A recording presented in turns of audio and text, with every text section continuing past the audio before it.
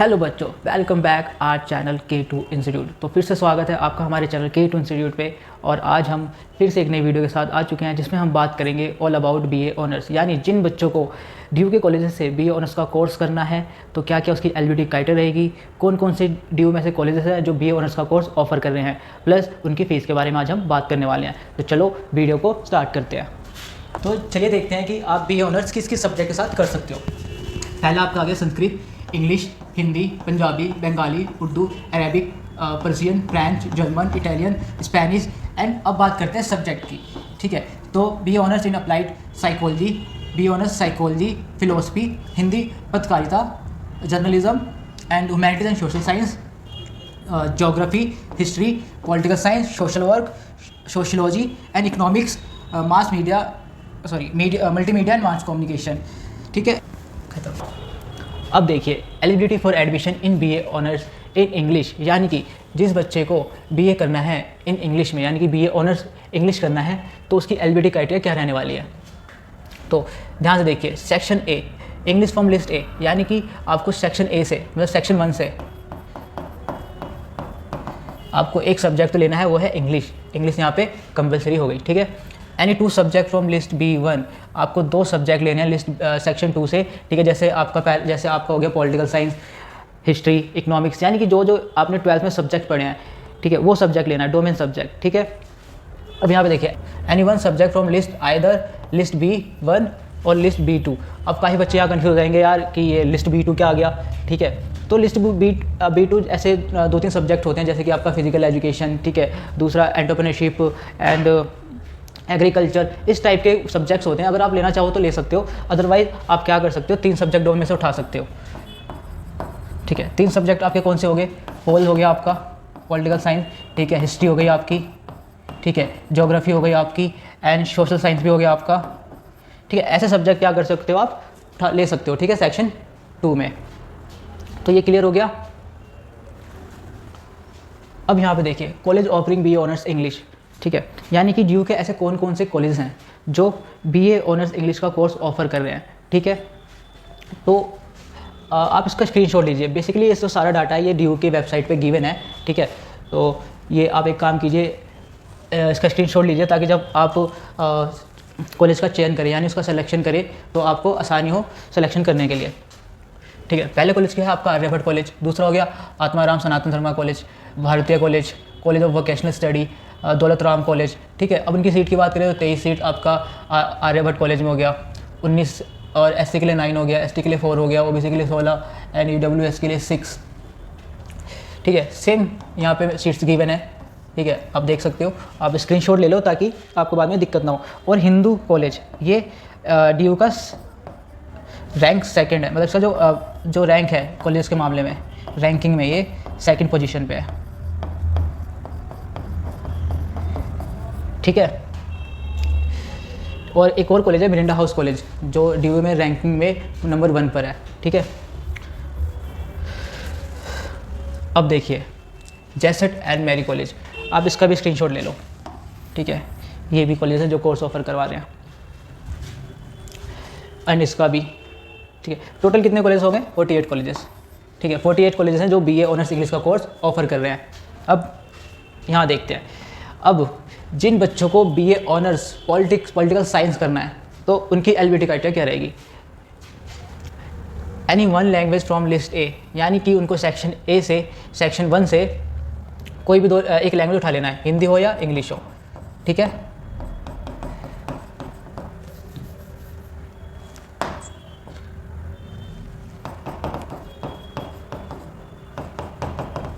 ठीक है, कोई भी एक लैंग्वेज आपको ले लेना है। दूसरा any 2 subject from list B1, same आपको 2 सब्जेक्ट लिस्ट B1 से उसका एग्ज़ाम देना पड़ेगा। ठीक है, पॉलिटिकल हो या हिस्ट्री हो। ठीक है, any 1 subject from list either list B1 और B2। ठीक है, मैंने आपको बता चुका हूँ पहले। तो आप एक काम करना, 3 सब्जेक्ट यहाँ पे लेना, सेम पॉलिटिकल साइंस। ठीक है, उसके बाद आपका हिस्ट्री हो गया, देन आपका सोशोलॉजी हो गया।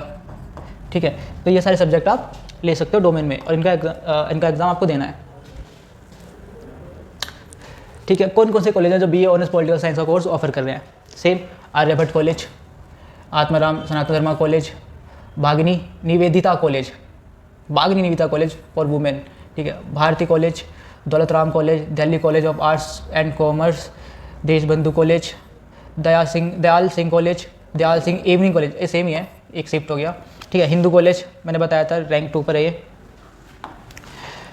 मोतीलाल नेहरू कॉलेज, ठीक है, मैं भी इसमें पढ़ा हुआ हूँ, ठीक है, मोतीलाल नेहरू कॉलेज में ही। और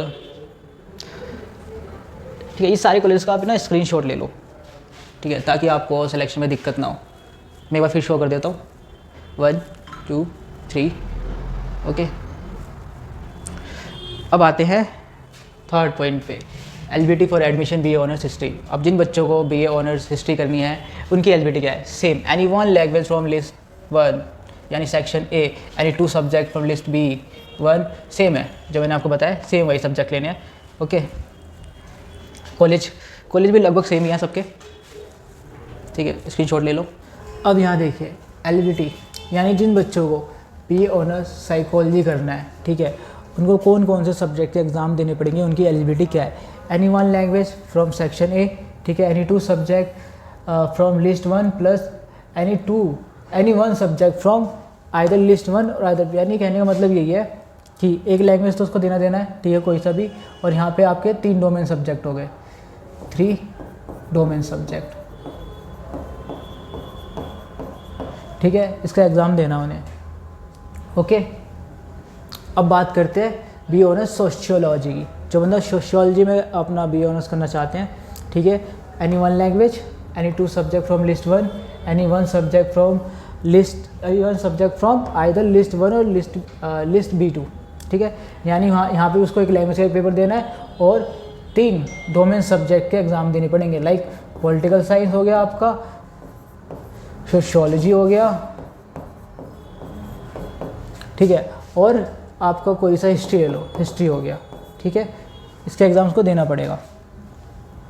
अब BA ऑनर्स फिलोसफी, जिन बच्चों को BA ऑनर्स फिलोसफी करनी है उनकी एलिजिबिलिटी क्राइटेरिया रहेगी 1 लैंग्वेज, ठीक है, लिस्ट A से, any 2 subject list B1, any 1 subject list from either list 1 और लिस्ट B2, यानी कि यहाँ भी उनको 3 सब्जेक्ट का एग्ज़ाम देना है सेक्शन 2 में से, ठीक है। लैंग्वेज का एग्ज़ाम तो देना है।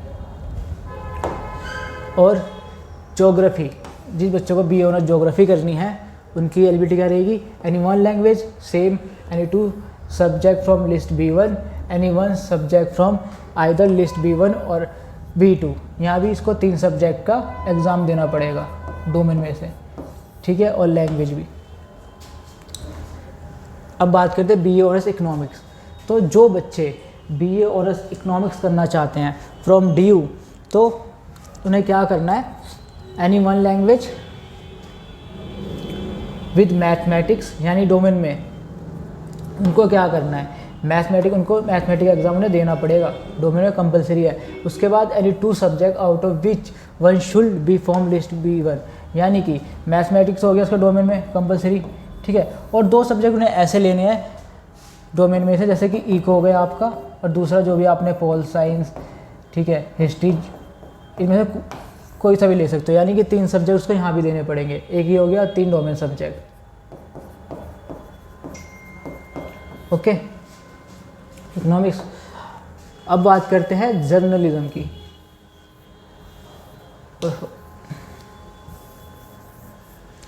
तो जो बच्चे BA ऑनर्स जर्नलिज्म करना चाहते हैं उनकी एलिजिबिलिटी क्या रहेगी? यहाँ पे 2 कॉम्बिनेशन दिए हैं, देयर आर 2 कॉम्बिनेशन।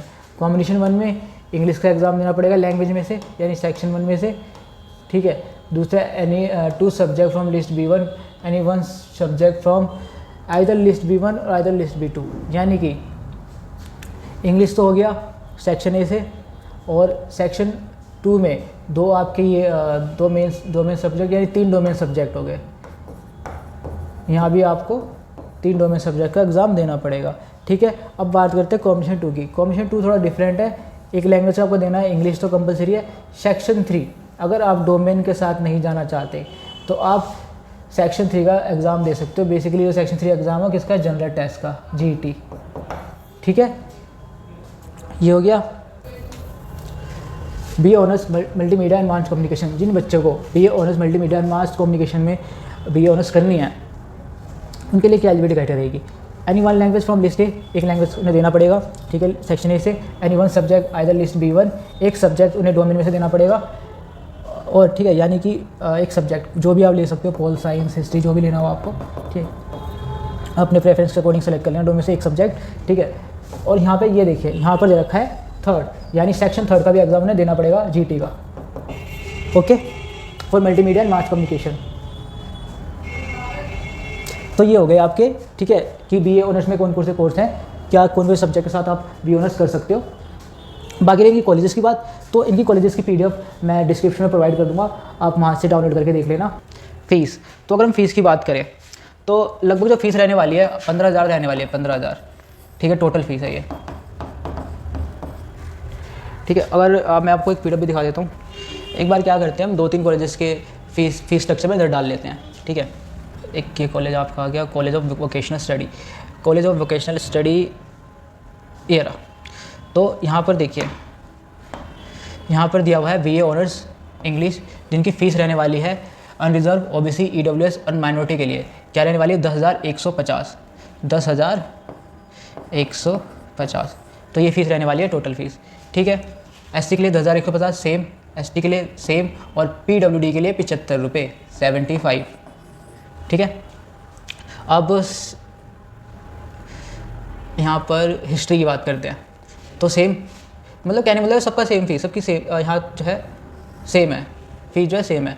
अगर उसको इकोनॉमिक्स में करना है, BA ऑनर्स हिस्ट्री में करना है, तो जो 10,000 फ़ीस तो है उनकी, 10,150 तो फ़ीस है ही, ठीक है। अब एक कॉलेज के बारे में और देख लेते हैं, उनकी फ़ीस के बारे में, लाइक हिंदू कॉलेज और मिरांडा हाउस कॉलेज के बारे में देख लेते हैं। हाँ, हिंदू कॉलेज, तो अगर मैं हिंदू कॉलेज की बात करूँ तो उनका जो BA ऑनर्स इंग्लिश की फ़ीस रहने वाली है वो रहने वाली है 17,560, ठीक है। SC के लिए 17,375, ST के लिए 17,375 और PW के लिए 225 रुपये, ठीक है। और BA ऑनर्स हिस्ट्री की सेम 17,560 सेम है, ठीक है। पॉलिटिकल साइंस के लिए सेम है। कहने का मतलब है कि जो फीस स्ट्रक्चर है ऑनर्स के लिए, या फिर चाहे वो पॉलिटिकल में कर रहा हो, ठीक है, चाहे वो हिस्ट्री में कर रहा हो, ठीक है, चाहे वो इंग्लिश में कर रहा हो, उनकी फ़ीस जो है सेम है, ठीक है, कोई डिफरेंट नहीं है यहाँ पे। मिरांडा हाउस कॉलेज के बारे में एक और देख लेते हैं, उसकी फ़ीस क्या है। देन ओके, ये आ गया आपका मिरांडा हाउस कॉलेज।